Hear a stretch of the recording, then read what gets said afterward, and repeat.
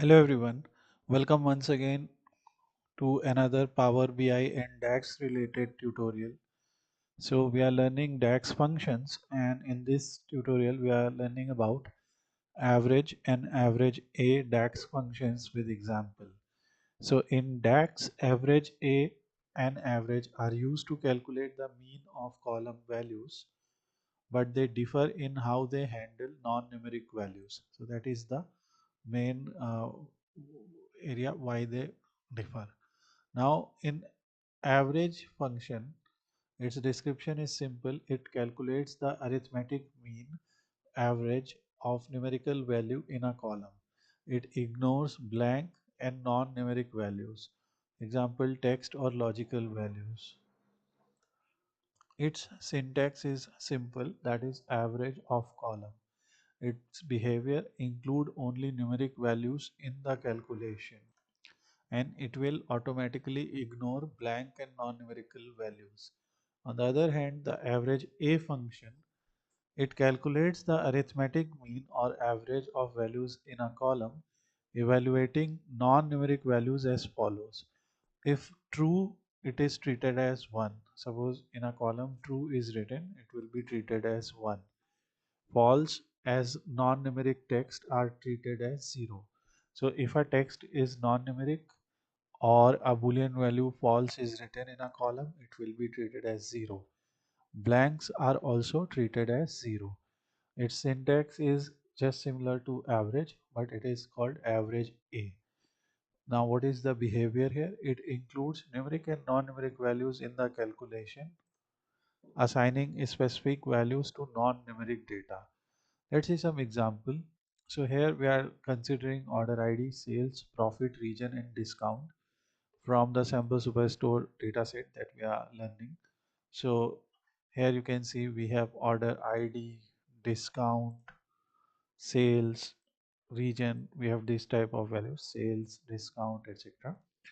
So we have profit, region and discount. We will focus on the sales and discount column, for example. So if you have to calculate average sales, you can simply create average sales by creating a measure here. So you can simply go here and you can go to modeling and create a new measure, and you can call it average sales. And in our case, the name of table is orders. So we will simply write orders and click yes. We can create a simple card measure here. So let's create a card measure, and in card measure we can simply write to understand this is average sales. So for approximate 9,994 rows, this is the average sales per row. Now it takes the sales column, calculates the mean of all numerical values and ignores any blank. On the other hand, in discount, let's say we have value like this 10, 20, true, false, blank, 30, something like that. So in our case, the discount is properly written as 0 or zero point 0.8, zero point 0.2 or something, but there may be a case that a discount value is written like this, if it's a case.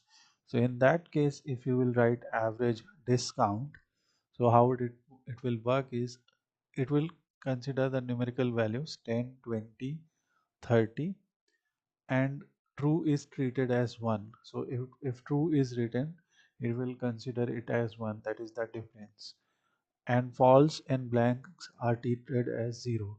So the average discount will be 10 plus 20 plus 1 plus 0 plus 30 by 6, that is 61 by 6, and it will calculate 10.116.